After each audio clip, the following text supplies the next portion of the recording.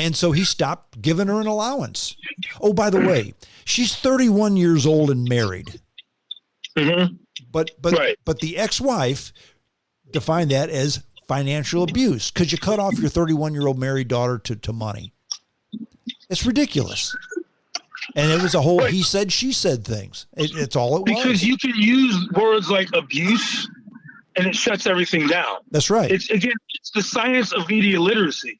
People don't realize, like, if you notice they'll say things like the big lie. Now, I think Donald Trump lied, but the big lie is designed to make you think a certain way without thinking, or they'll use a slogan like the same thing with woke.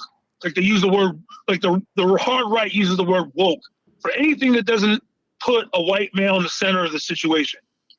If you look at it's just, oh, that's woke. Well, what does that mean, woke? And you look at what are they talking about? Oh, there was a black woman in the lead. Well, people aren't thinking about what the word means anymore. When you say abuse, that's it. That person's a villain, a bad guy. Even without knowing the story, a woman accused you of abuse, so therefore, conversation over. That's a very dangerous consciousness, And luckily, I'm seeing people around here starting to revise that because they've seen their own friends now subjected to that kind of authoritarian mindset, and they're like, "Well, wait a minute. I don't want to live in a world like that." It's interesting you bring that up because I've always said that I'm asked the question, when is this going to pass? When are we going to get past all this kind of stuff? And the answer is when it happens for real to you or people that are close to you and you see how ridiculous it is. That's when it will stop. And it will not stop until people actually start to believe, hey, I don't believe this way anymore. I'm not going to say this. I'm not going to believe this. And I'm going to think this way and not that way. Until you change the hearts and minds of people, you have zero chance of ever getting what you want accomplished. Right. Zero chance. You've got to change that individual. Until you do, it's not going to happen. Right. Well, I think that what's happened is with that your political perspective is now becoming your personal culture. It didn't used to be like that as much, especially back probably in the 70s. You had people, Republican, Democrat, you really couldn't tell the difference in terms of their values.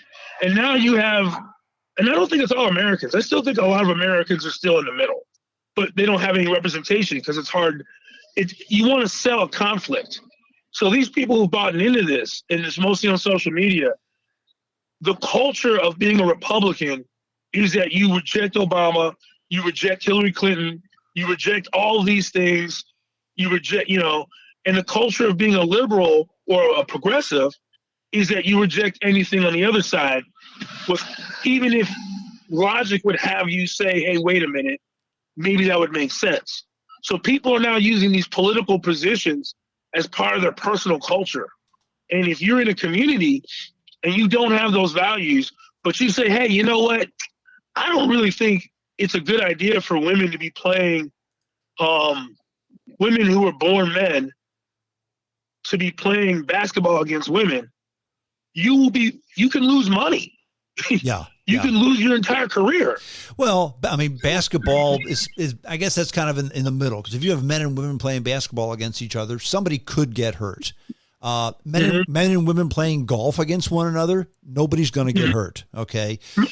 Right. Men and women in a boxing match or in a wrestling match or an MMA fight, somebody's going to get hurt. Mm-hmm. And that's the big thing. Well, you don't understand. This person who was born with a penis still has a penis, now says they're a woman, and you have to respect that. You know what? I will respect that, but I'm here to tell you that if one of them wants to compete against my granddaughter in a sporting event, especially a contact sporting event, friend, that's not happening. It's just not happening. Right. And I say it's good in this country that we try to treat everybody equally, but treating everybody equally and treating them as if they were the same are two different things, totally different things. And that's the problem, is that most Democrats I know agree with you on that. Mm-hmm. But nationally, the Democratic Party, because of the mass media situation, nobody as a Democrat can really say that Right. because it's not because other Democrats don't agree. It's because they can be punished in a manner that would, the margins are so narrow. And the Republicans have the same problem too. Republicans know Donald Trump didn't win. They know damn sure he didn't win. But they're in the same spot. A lot of them can't say that because the social media machine is so powerful. It can cost them that 2 or 3% margin for them to win. It could destroy their entire political career. And so they just play it safe and just try to avoid the conversation. Well, and that worm may be turning too. And yes, I'll use as an example the governor's race in Georgia. Right. Brian Kemp ran against Perdue, and Perdue was a former U.S. senator who was Donald Trump's guy. And Trump hates Kemp because Kemp said, you know what? You didn't win the election. There was no fraud.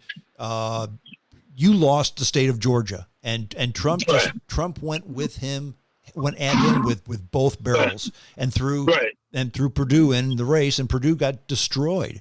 And the people the people of Georgia said, you know what?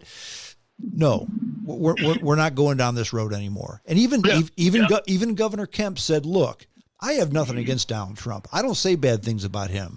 He says bad things about me. The other thing Kemp said that I thought was just very telling, and I agree with, he said, look, Donald Trump did a lot of good things when he was president. Mm-hmm. But as far as the way he ran the show, no thank you. Mm-hmm. Right. And now you can't really even, like, there's a bunch of stuff that Joe Biden is just continuing. Right. But Trump can't really get credit for it outside of the Republican Party because anything associated with Trump is considered bad. Well, and that's Trump's fault. But another thing where that's turning is Biden is talking about lifting all the tariffs on Chinese goods because they make things expensive for people here in the States, and we don't need that because of the whole inflation problem. Elizabeth Warren, of all people, said, nope, you got to keep those tariffs in place because they're a good thing. So Elizabeth Warren is saying, look, this thing that Trump did, this was a good thing. Don't take it out of the equation. Well, she was always, her and Sanders were always in favor of those. Yeah. Mm-hmm. Even before Trump. I mean, that part of the progressive movement wants the tariffs out, I have all kinds of mixed feelings about China. On one hand, I would love to wash my hands of them. On the other hand, I'm just like, what does that mean? But yeah, I mean, yeah. A lot of what Trump said about China, I agree with. Yeah. Let's put it that way. Yeah, exactly. Yeah. And they're you awful. Can't, I mean, dealing with them is awful. You can't wash your hands of them because what's the old saying? Keep your friends close, but your enemies closer. Right. You got to keep them close. That just creates more problems. But we do need to come in with some other plan. He's redoing basically the TTP or whatever. We got to have some alternative to how much we're involved with China. Because, a lot of what I agree with Trump in terms of the labs. I think Trump's sitting there saying, hey, there's something funny going on with those labs. Mm-hmm. But again, you can't say, everyone down here, at least when they talked about it public, you can't say that the lab might have had something to do with it because that's a Trump thing. And I think that mentality makes it to where when people hear Dave Chappelle say something, because there's a lot of Democrats, I call them Chappelle Democrats. There are people who have Democratic values in terms of the economy, in terms of, but they're also pro-gun. And they're also like, hey, man, I'm just having a joke. Just watching TV. You know what I'm saying? Exactly. And I think Dave Chappelle speaks to more people than most of the Democrats do. Well, and the thing is what we have to remember about Dave Chappelle and Ricky Gervais and Chris Rock. They are comedians. They're not statesmen. They're not religious leaders. They're comedians. And what they do is they tell jokes and they make us laugh. Now, there are comedians out there who I do not think are funny at all. I don't listen to them. I think Chappelle is hilarious. I think Chris Rock is hilarious. Ricky Gervais, I could take or leave him.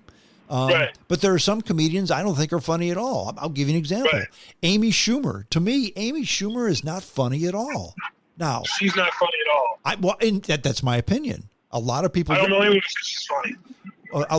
Well, apparently some people think she's funny because she makes a lot of money as a comedian, which is fine. I'm not going to cancel her. I'm not going to mock and ridicule her.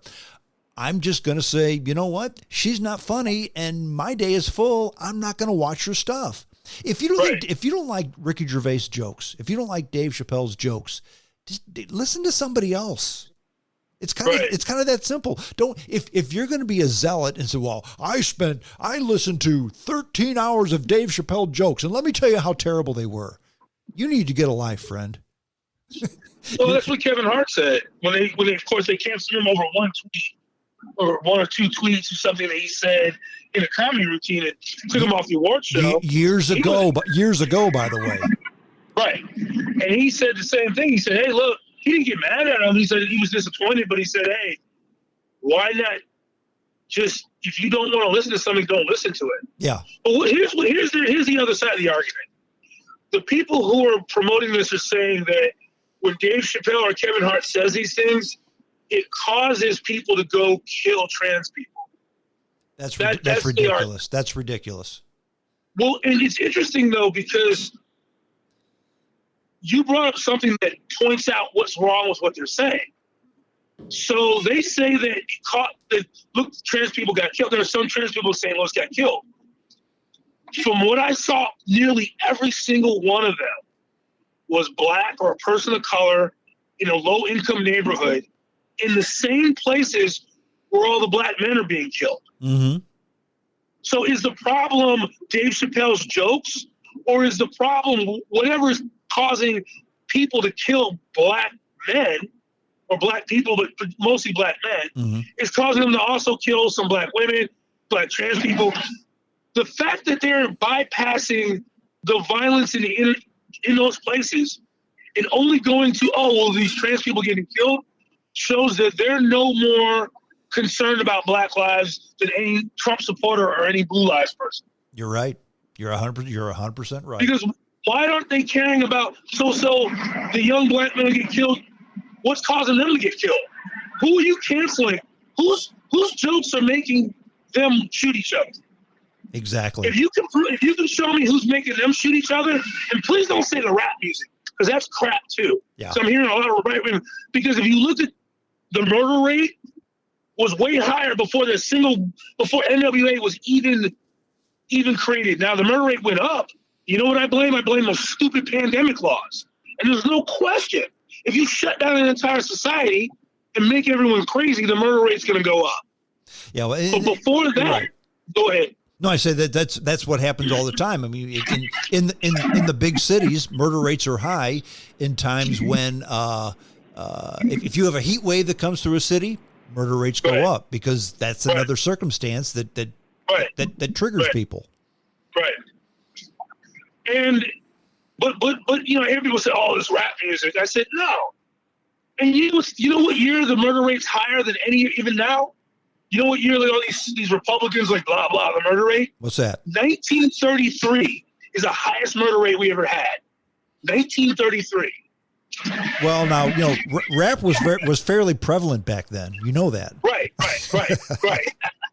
You know, and the murder rate and the crime rate for young black men has been going down consistently. Incarceration rate has been going down consistently since the late 90s. And rap music is telling the story of what they were experiencing.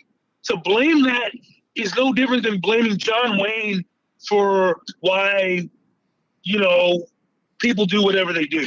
And of course, there are people on the left that go, John Wayne. No, it's not John Wayne's fault either. All of you people need to get your heads out your asses. Yeah, John Wayne and rap music is not causing people to kill people. Right. I mean, rap music to me, it's not my thing. I'm not a big fan. Right. Now, there's some that I like. Most of it, I don't hate it. I don't like it. I don't listen to it because it's not my thing. Not a good thing, not a bad thing. But to say that rap music is causing anything, no. Now, I've made jokes that when you drive down Highway 70 between, say, the airport and the city and into the city of St. Louis,